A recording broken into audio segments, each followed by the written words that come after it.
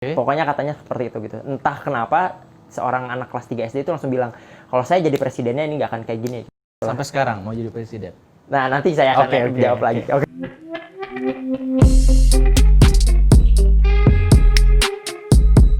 Manik Margana Mahendra, Ketua BEM Universitas Indonesia 2019. Manik ini adalah salah satu anggota Purna Paskibraka Indonesia Kota Bogor juga tahun 2013. Kebetulan memang waktu itu juga sempat saya jadi pengurus ya, sempat ngelatih Manik juga.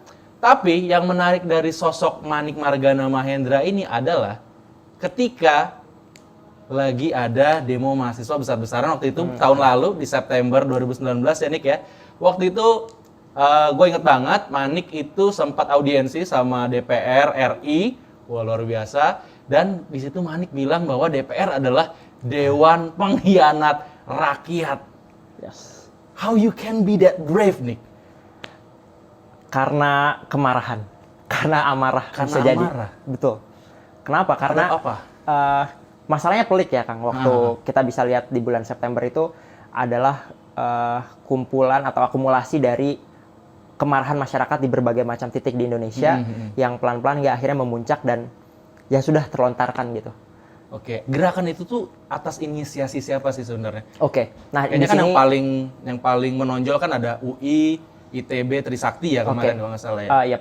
Ini saya sekalian mau ngeklarifikasi buat teman-teman semua bahwa gerakan reformasi di korupsi tahun 2019 di bulan September itu nggak semata-mata hanya digerakkan oleh mahasiswa, tapi juga ada aliansi masyarakat sipil, ada buruh, ada petani, ada nelayan yang juga tergabung dalam aliansi gerakan itu. Jadi bukan digerakkan oleh segelintir orang, tapi digerakkan atas emosi yang organik, atas kemarahan yang organik, melihat ya tadi bisa dibilang pemerintahan maupun dewannya tidak mencerminkan keinginan masyarakat secara umum kayak gitu. Tapi kan yang dilihat di media selama ini memang mahasiswa, mostly mahasiswa yang memang paling memegang peran ya. Ya, nah itu dia sih. Mungkin itu jadi bisa kita bilang sebagai sebuah kritik juga dalam gerakan ataupun media di Indonesia bahwa nggak selamanya semua bentuk kegiatan aktivisme itu hanya bisa dilimpahkan kepada mahasiswa.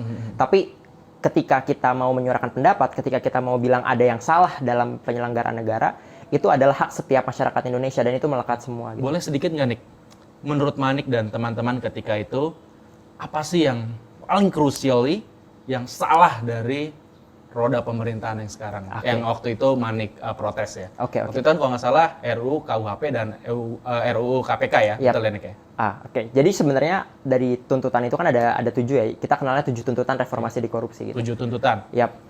Cuman kalau misalnya bisa kita elaborasi lagi, permasalahannya itu bukan tentang masalah revisi Undang-Undang KPK-nya aja, RKUHP yang baru, kemudian ada masalah lain misalnya termasuk kekerasan pada masyarakat di Papua, kemudian dan diskriminasi gitu ya. Terus juga ada masalah kekerasan seksual, masalah hal-hal lain yang sifatnya mayoritas itu ada di produk hukum, termasuk di legislasi kayak gitu.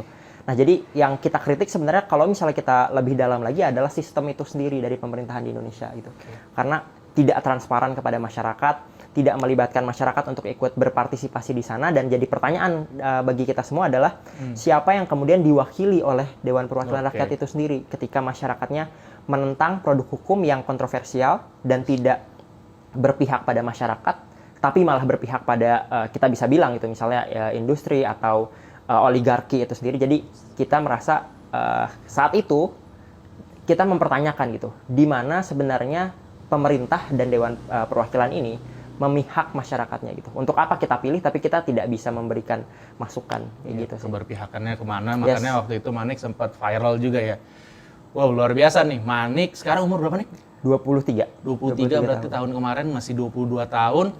Pemikirannya udah luar biasa. Mungkin ini jadi jadi suatu terobosan juga nih. Itu kan mungkin demo besar-besaran kayak gitu kan terjadi udah lama banget nih. Mungkin 98 waktu itu ya. Dan terjadi lagi di 2019 nih. Itu amazing sih karena itu betul-betul jadi salah satu isu nasional ketika itu ya. Nyaris bukan cuma di Jakarta ya kayaknya. Bukan gerakan mahasiswa itu hampir di seluruh titik di Indonesia.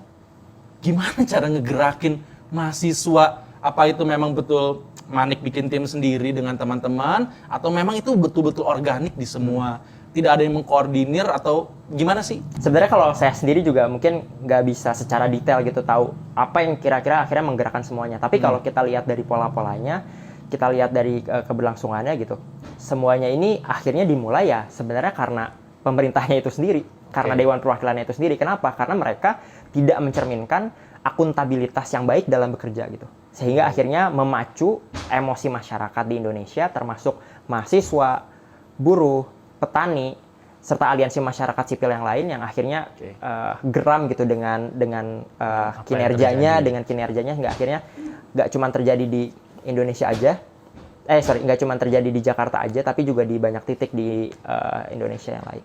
Oke, so 7 tuntutan, sekarang udah 1 tahun, what the result? Oke.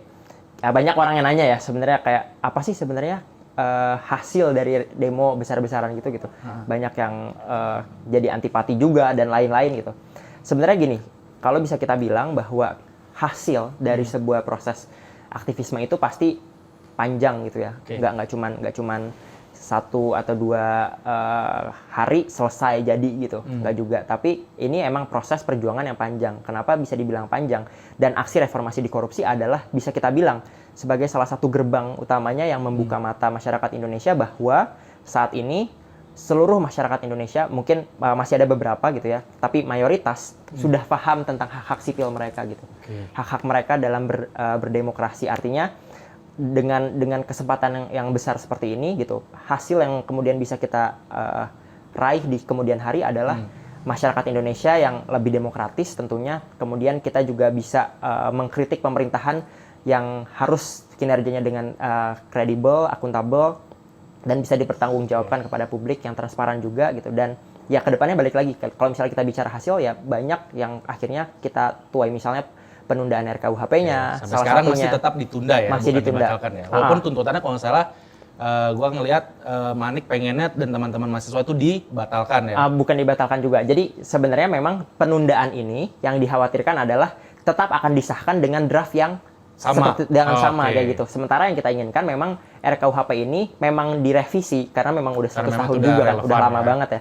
Dan harus ada yang diubah, tapi harus dengan masukan kepentingan masyarakat umum gitu, dan tidak beresiko justru malah menjadi berbahaya gitu di kemudian hari. Itu sih sebenarnya. Luar biasa, cukup salut sebenarnya sama Manik ya, masih muda, mahasiswa, pemikiran udah jauh, dan ini yang menarik sebenarnya nih.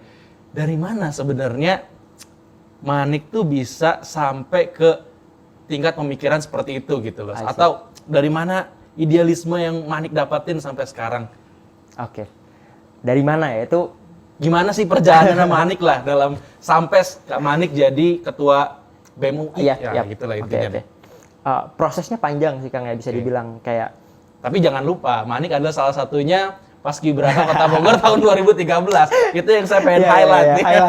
Gak apa-apa, ini kan bukan acaranya PPI ya. Jadi promoin. Tapi memang ada efeknya nggak dengan apa yang Manik dapatkan waktu itu sampai Manik jadi mahasiswa UI gitu. Bekal itu cukup nggak sih dari Paskibraka waktu itu? Oke. Bekalnya banyak sebenarnya Kang ya. Dan tadi bisa saya bilang sendiri prosesnya panjang. Pertama mungkin dari pengalaman ngelihat kondisi real yang ada di Indonesia kayak gimana gitu. Saya sendiri bisa dibilang bukan dari keluarga yang berkecukupan. Jadi ngerasain lah gimana sih sebenarnya kondisi asli Bogor. Dengan kondisi seperti itu gimana kondisi Indonesia yang kira-kira harus lebih baik itu, idealnya kayak gimana. Banyak baca, dan termasuk di antaranya adalah yang paling penting. Iya, bacaan itu penting banget. Dan yang lainnya adalah juga berorganisasi. Organisasi apa aja yang Manik ikuti gitu? Oke, organisasi. Dari dulu kali ya, dari dulu deh. Apa yang kita pengen tahu nih, dari mana sih bisa ada pola pikir kayak Manik sekarang tuh benar-benar mikirin negara. Mungkin banyak orang yang seusia Manik sekarang lagi jadi kaum rebahan atau jadi orang yang masih santai-santai aja, tapi Manik dengan sosoknya sekarang bisa mikirin sampai sebegitunya gitu loh. Oke. Balik lagi, ceritanya panjang, mulai dari organisasinya tadi. Saya bilang. Gak apa-apa nih Kang. Oh iya, gak apa-apa. Teman-teman mungkin bakalan spesial dong. Bakalan nungguin Manik cerita. Kalau bisa cerita sedikit sebelum ke organisasinya, memang waktu dulu saya juga nggak tahu nih kenapa tiba-tiba akhirnya bisa muncul niat-niat seperti ini gitu. Waktu pas masih kelas 3 SD, kebetulan saya 3 lagi SD? 3 SD. Apa tuh? Ngapain? Lagi nonton TV dan di TV itu pokoknya disiarin berita si kaya makin kaya, yang saya ingat ya, masih teringat di benak saya, si kaya makin kaya dan si miskin makin miskin. Oke. Pokoknya katanya seperti itu gitu. Entah kenapa seorang anak kelas 3 SD itu langsung bilang, kalau saya jadi presidennya ini nggak akan kayak gini gitu. Anak 3 SD mikir Ya, gitu. saya mikirnya dan sayangnya adalah waktu itu juga saya mikirnya masih ke jabatannya gitu ya. Oke. Oke, akhirnya dengan mimpi seperti itu jadi presiden waktu kelas 3 SD gitu ya. Pengen jadi presiden untuk kelas 3 SD.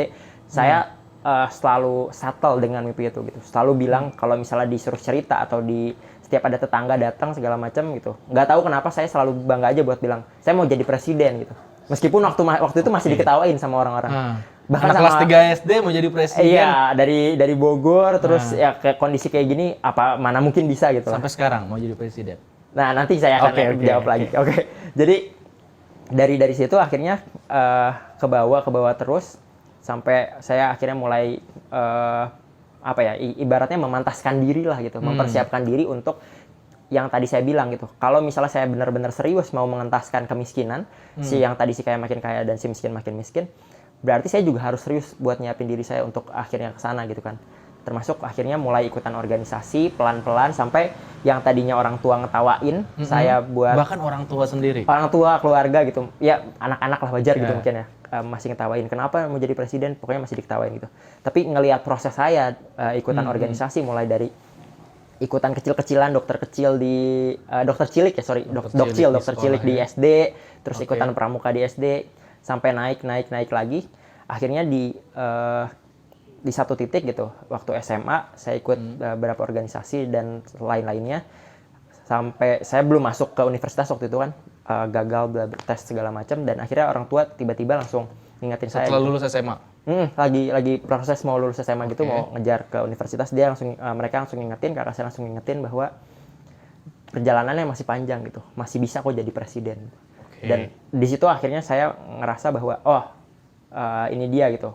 Ternyata orang-orang keluarga saya pun juga mendukung mimpi itu gitu akhirnya pelan-pelan. Karena apa? Karena saya menunjukkan tadi proses dari belajar di organisasi. Kayak kalau misalnya bisa dibilang di SMA memang salah satu yang akhirnya jadi pembentuk saya juga gitu. Dari SMP ikutan pramuka, OSIS, kemudian ke SMA, di SMA masuk juga di PPI, Paskibra di SMA, kemudian pramuka juga, sama kegiatan student. Semua organisasi. Ya banyak organisasi lah yang diikutin gitu.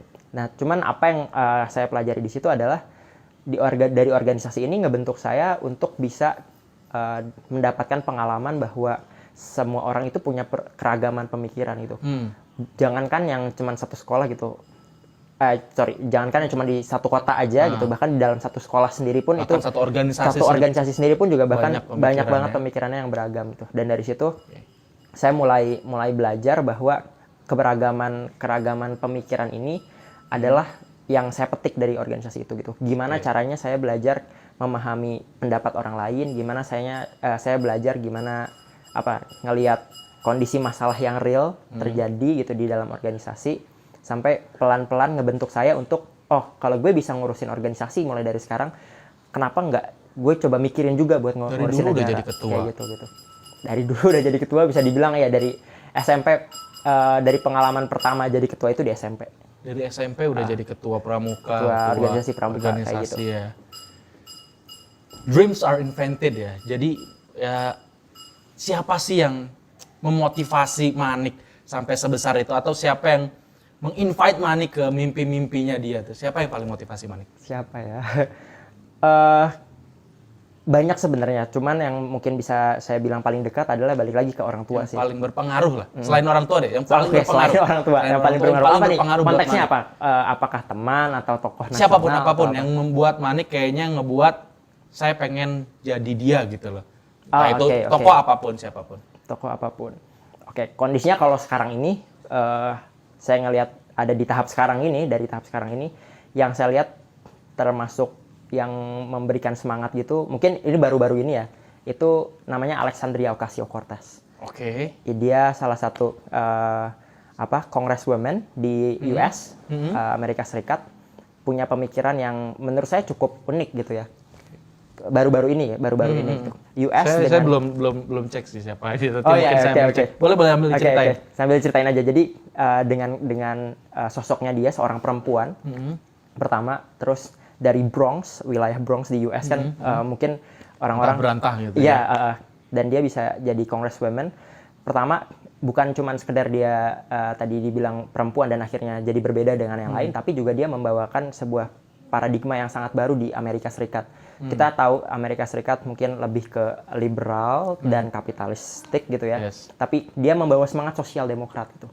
Sosialis, mungkin agak leftist gitu ya ke kiri-kirian, tapi ini jadi menarik karena itu dibawakan di Amerika Serikat yang notabene itu adalah pandangan yang bisa dibilang minoritas mungkin ya, masih minoritas. Tapi lebih tertarik ke sosialisnya apa lebih ke memperjuangkan hak minoritasnya? Nah, itu dia. Dari situ, dari Alexandria Ocasio-Cortez ini, saya ngelihat bahwa ya benar gitu, semangat yang dia sampaikan adalah membela masyarakat tertindas, masyarakat minoritas juga gitu. Jadi nggak ada salahnya buat saya akhirnya mencontoh, balik lagi bukan menokohkan, tapi saya sangat suka dengan gagasan yang dia bawa.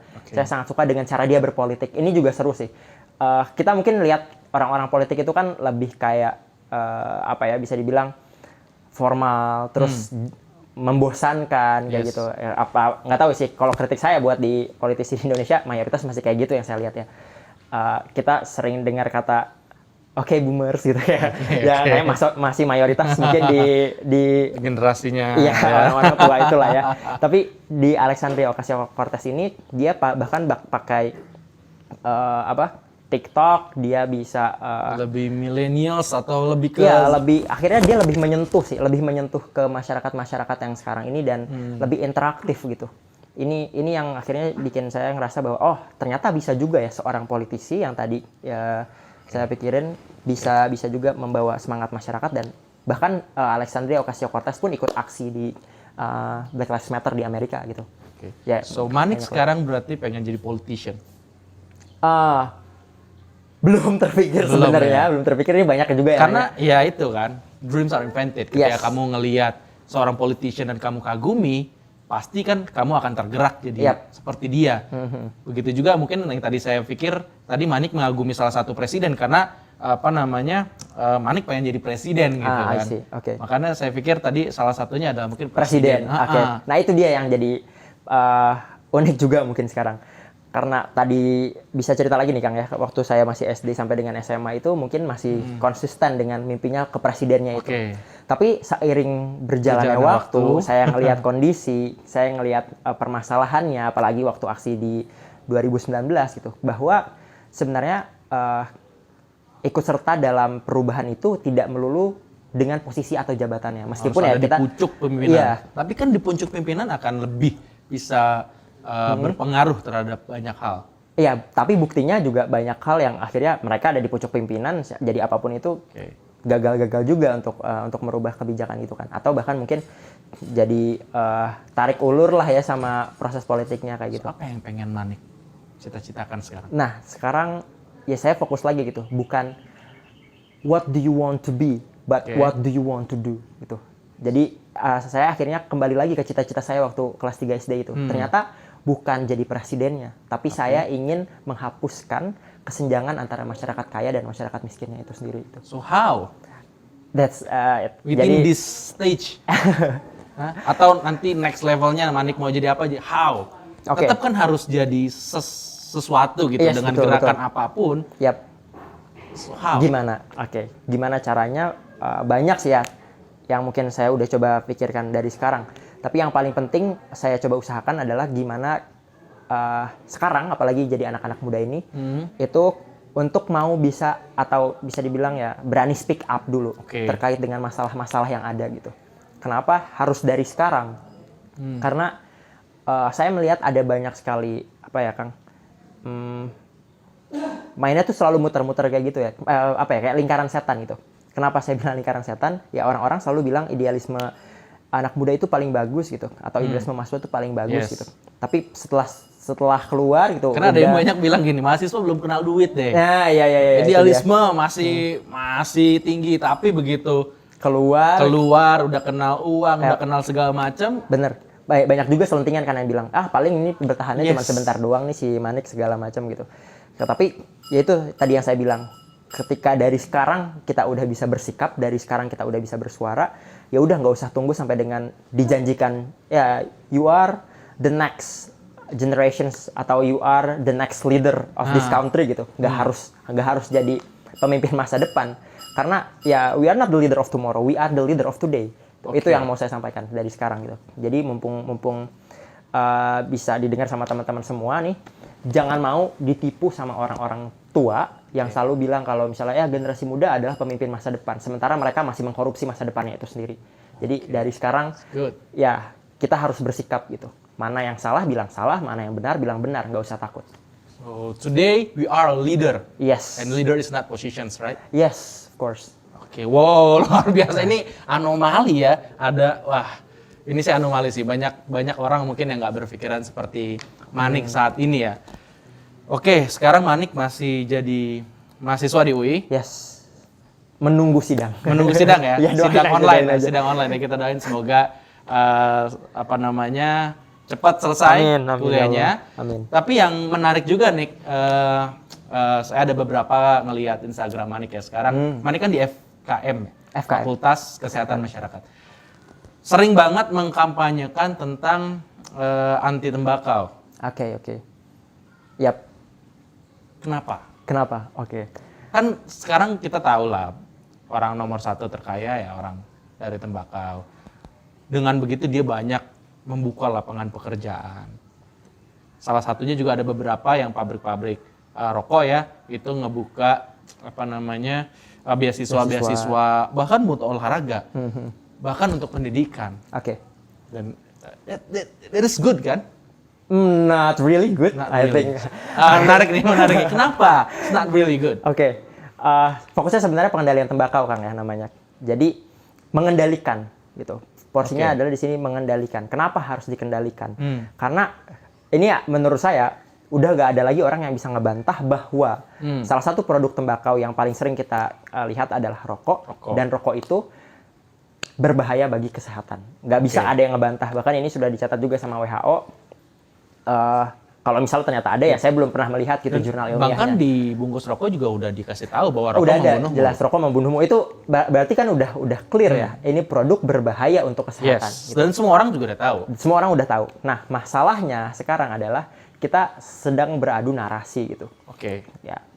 Ya apa ya? Bisa dibilang masa sih gitu Indonesia negara yang sebesar ini mau apa ya? Bisa kita bilang berpangku tangan hanya kepada industri rokok yang kita bisa lihat secara data gitu bahwa industri rokok ini ternyata konsumennya mayoritas itu justru di masyarakat menengah ke bawah. Oh ya? Yap. Mayoritas di masyarakat menengah ke bawah. Nah, permasalahannya apakah kemudian ini jadi ironis gitu ya. Orang terkaya pertama di Indonesia adalah pemilik industri rokok yang saya tahu pertama, juga kedua, ketiga kayaknya kok nggak salah. 1, 2, 3 ya. Beruntun gitu. Yeah. Ya. Sementara orang-orang kelas masyarakat menengah ke bawahnya adalah masyarakat miskin yang menjadi konsumen dari industri ini gitu. Ya artinya ya bisa dibilang juga meskipun ada banyak hal-hal lain gitu, tapi ya penyumbang uang terbanyak untuk industri itu adalah masyarakat menengah ke bawah itu sendiri gitu.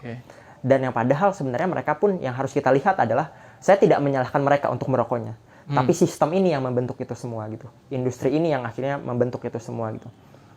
Supply induce demand kan. Ya dari industri rokoknya ini sendiri yang akhirnya terus mensuplai rokoknya makin banyak. Karena memang banyak. Demand-nya sangat banyak. Bahkan sekarang saya ngelihat anak-anak SMP, itu anak-anak SD, itu yang gila loh. Anak-anak SD masuk media sosial mereka ngerokok. Di mana orang tuanya kan? Yes. Oke, itu yang jadi polemik juga Kang. Karena kalau kita bilang RPJMN Indonesia tahun 2020-2024 itu menargetkan prevalensi perokok anak itu bisa turun jadi 8,2%. Kira-kira sekitar segitulah angkanya. Fact-nya? Fact-nya, angkanya saat ini prevalensi perokok anak di Indonesia itu 9,1%. Jadi masih tinggi. Dan bahkan itu udah naik daripada RPJMN yang sebelum-sebelumnya gitu. Berarti terus makin naik, banyak terus naik. Orang yang Betul. Nah, bahkan ini orang-orang masih muda-muda ya. Iya, masalahnya adalah itu ke anak-anak muda ini gitu. Perokok-perokok pemula ini. Karena ya mereka bisa adiktif, bisa adiksi dengan rokok, apalagi kondisi anak-anak saat ini mungkin bisa kita bilang belum cukup stabil untuk akhirnya mereka menentukan pilihan mereka untuk punya konsumsi ini kan, konsumsi rokok. Dengan mereka akhirnya ngerokok dari masih usia anak dan mereka akhirnya udah jadi adiktif gitu. Ya kita bisa lihat lah nanti di kemudian harinya entah berapa tahun gitu kemudian yang ada adalah dampak penyakitnya gitu. So, gerakan seperti apa yang Manik pengen coba gelorakan biar bisa ngerubah kebiasaan? Pertama nih, yang seringkali kita salah perspektif adalah perokok aktif dan perokok pasif adalah musuh gitu. Menurut saya bukan. Perokok pasif dan perokok aktif adalah korban dari industri rokok. Dua-duanya korban. Dua-duanya adalah korban. Kita sekarang hanya bilang bahwa perokok pasif lah yang jadi korban. Ya gitu. Sementara ya yang saya mau bilang lagi adalah jangan kita over-glorify juga orang-orang yang tidak merokok sebagai korban. Tapi lihat juga perokok aktif ini pun bisa jadi adalah korban. Korbannya dari mana gitu. Misalnya ya kita bisa lihatlah iklan rokok tuh gila-gilaan gitu. Walaupun sekarang kan udah nggak boleh naik sekarang nggak boleh. Dan tapi kan itu subliminal kan. Yang subliminal effect itu yang akhirnya lebih masuk ke anak-anak kayak gitu kan. Itu yang berbahaya juga. Jadi kalau ini FYI aja, kalau misalnya di Asia Tenggara, Indonesia adalah satu-satunya negara yang masih menampilkan iklan rokok di televisi. Di Asia Tenggara, yang lain sudah nggak ada sama sekali. Gitu. Dan harga rokok pun di sini harga rokoknya relatif murah, jadi banyak banget Kang masalahnya gitu. Aksesnya mudah buat dapat rokok, harganya murah. Yang ada semua warung sekarang menyediakan rokok. Iya, iklannya di mana-mana. Ya gimana anak-anak nggak bisa kenal gitu sama rokok kan? Itu ke situ sih masalahnya. Ya walaupun sebetulnya banyak efek positif dari industri rokok, tapi mungkin Manik bilang efek negatifnya lebih banyak gitu ya, terutama terhadap teman-teman yang ada di bawah. Ya, gitu maupun juga masyarakat yang lain gitu, kesehatannya. So, jadi buat teman-teman yang sekarang nih masih ngerokok, Manik bakalan bilang apa? Karena kan nggak memungkiri, mungkin lingkungan Manik, sekitar teman-teman apa segala macam banyak banget yang merokok bebas-bebas aja di Indonesia ini, bahkan dalam ruangan atau dimanapun bebas-bebas aja. Apa yang Manik pengen sampaikan? Patut diingat sama teman-teman semua bahwa sekali lagi saya tidak memusuhi para perokoknya. Yang kita jadikan permasalahan adalah industri ini yang terlalu parah lah mempromosikan produk yang sudah jelas-jelas tidak baik untuk kesehatan itu. Jadi buat teman-teman semua, buat yang belum merokok, saya sarankan tidak perlu menjadi perokok. Coba kita buat normalisasi gitu. Karena orang sekarang sering ngelihat kayak nggak tahu nih ya Kang, tapi dilihat banyak nih trennya buat ngelihat ya sekarang perempuan berhijab juga normal kok buat ngerokok. Sekarang cewek juga normal buat ngerokok. Sekarang anak-anak juga normal buat ngerokok. Salah. Yang normal adalah tidak merokok. Dan kegiatan merokok adalah kegiatan abnormal. Itu yang harusnya kita sama-sama ketahui gitu. Jadi ini saya mengutip sedikit dari YLKI, Yayasan Lembaga Konsumen Indonesia. Merokok hanya hak, bukan hak asasi manusia. Sementara menghirup udara bersih dan sehat adalah hak asasi manusia. Luar biasa. Itu keren loh quote-nya. Merokok adalah hak, tapi bukan hak asasi manusia. Yang lebih berhak adalah ketika kita menghirup udara yang lebih bersih. Luar biasa, keren banget. Quote-nya nanti bisa dari YLKI itu. Oke, Manik bisa punya pemikiran. Karena kita udah ngomongin gerakannya Manik, udah ngomongin program anti rokoknya Manik gitu ya. Tadi juga Manik sebenarnya udah sempat ngomong, yang penting gerakannya lebih konkret ya. Abis lulus nih Manik mau ngapain sebenarnya? Sambil sekarang lagi nyapin, sebenarnya saya mau fokus lulus tahun ini dong, pasti dong. Insya Allah lah ya, insya Allah kita doain. Abis lulus nih, tahun ini kan deket nih. Di tengah COVID kayak begini, tengah pekerjaan sulit. Gimana? Fokusnya balik lagi sih, tetap menjaga idealisme tentunya pertama, dan yang kedua adalah gerakan apa yang mau dibentuk gitu. Saya kebetulan lagi coba membangun komunitas namanya Tata Muda bareng sama teman-teman, juga ada di Bogor teman-temannya emang anak-anak Bogor. Awalnya adalah kami kuliahannya. anak kuliahan dan ya di luar kota segala macam tapi asal Bogor gitu. Awalnya memang kepeduliannya adalah untuk ke kota dulu gitu. Bentuk ngebangun kota, tapi ternyata kita melihat kondisinya, oh bisa juga nih kita langsung ambil bagian yang skalanya mungkin juga bisa nasional. Mulai dari kita berbicara tentang isu-isu kesehatan, isu-isu lingkungan dan lain-lain. Untuk akhirnya sebenarnya apa sih tujuannya? Tujuannya adalah untuk mengembangkan diskursus atau pembahasan di anak-anak muda gitu, supaya anak muda nggak cuman disentil bisanya cuman main game online doang. Kegiatan pastinya ngapain gitu? Pertama, diskusi dulu. Kita diskusi publik kayak gitu. Di mana biasanya? Oh, kita punya platformnya Instagram. Jadi orang kan yang mau bisa ikut gabung ya? gimana kan bingung juga. Teman-teman bisa follow Instagram komunitas kita namanya @tata.muda dan Spotify-nya juga buat dengerin podcastnya. Ada podcastnya juga ya? Ada podcastnya itu. Kita bicara tentang anak-anak muda itu. Namanya juga Tata Muda, Muda Bicara segmennya. Dan nanti kita akan kembangin juga di website dan Medium sama YouTube gitu. Intinya mulai dari pembahasan dulu diskursus. Setelah itu kita akan bergerak di youth empowerment. Kita bakalan ngajak orang-orang untuk kerjasama, misalnya teman-teman STM, teman-teman yang masih SMA gitu di sekitar wilayah kita, untuk mereka juga mengembangkan kegiatan yang bermanfaat untuk diri mereka sendiri. Apa sih misalnya ya kayak kegiatan wirausaha kreatif misalnya, atau kegiatan-kegiatan belajar mengajar Jadi sebenarnya konsepnya lebih ke diskusi ya. Diskusi dan tadi empowerment fokusnya di youth empowerment. Kenapa kita fokus ke sana? Karena ya balik lagi, semua anak muda pasti punya isunya masing-masing. Yang lebih kita siapkan adalah apakah mereka siap, apakah mereka cukup berdaya untuk itu. Jadi kita akan bergerak bersama lah. Bukan kita yang menata, tapi bukan Tata Muda yang menata anak mudanya, tapi anak muda yang menata kotanya gitu. Luar biasa ya. Kayaknya cocok buat jadi calon wali kota. Karena memang harus banyak gerakan biar orang juga notice siapa kita ya. Tadi Manik Margana Mahendra, luar biasa, terima kasih udah datang. Siap, makasih juga. Terakhir dong pesan-pesan nih buat teman-teman di Kota Bogor. Karena ini kan sekarang kemarin mungkin Manik juga sempat tahu ya kalau Paskibraka tahun sekarang juga udah nggak ada lagi. Kita tidak merekrut anggota baru dan sekarang itu kita hanya pengibaran di kota masing-masing, tapi tidak mengundang banyak audiens gitu kan. Hanya 3 pengibar dan ya seperti kita upacara hari Senin pada umumnya. Kemungkinan akan seperti itu gitu loh. Buat teman-teman, Manik kan juga pernah jadi paskibraka ya. Buat teman-teman sekalian yang sekarang jadi pelajar tidak punya kesempatan buat jadi paskibraka. Oke. Well, halo teman-teman semua. Balik lagi, saya cuman mau bilang bahwa saya bukan orang yang berhak untuk mendikte kalian gitu. Apalagi kalian lah orang yang sebenarnya paling terdampak dengan masalah ini, pandemi ini. Dan kata teman-teman semua yang mau bergabung dengan Paskibraka Indonesia Kota Bogor gitu, pasti punya semangat dan harapan yang besar juga. Tapi percayalah teman-teman semua, di tengah kondisi krisis seperti ini, ada banyak pelajaran yang bisa kita ambil. Ada banyak hal-hal yang bisa kita pelajari, dan mungkin saat ini adalah waktunya kita untuk memulihkan diri kita. Untuk kembali berpikir, untuk kembali merefleksikan diri kita bahwa kesempatan itu bisa muncul kapan saja, dan cara terbaiknya adalah dengan memanfaatkan ketika kesempatan itu kemudian mulai muncul. Jika kita bicara tentang Paskibraka Indonesia, mungkin bukan saat ini, tapi saya yakin akan ada banyak tempat, wadah, serta ya balik lagi gitu, tempat kebermanfaatan yang bisa teman-teman ambil. Dan itulah fungsi dari teman-teman semua sebagai anak muda, untuk mengambil bagian di dalam masyarakat.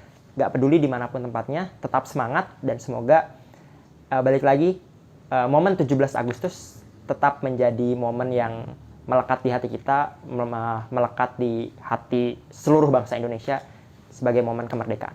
Luar biasa. Ambil kesempatannya, tadi kata Manik bilang, Manik Margana Mahendra, Ketua BEM UI 2019, kita ciao.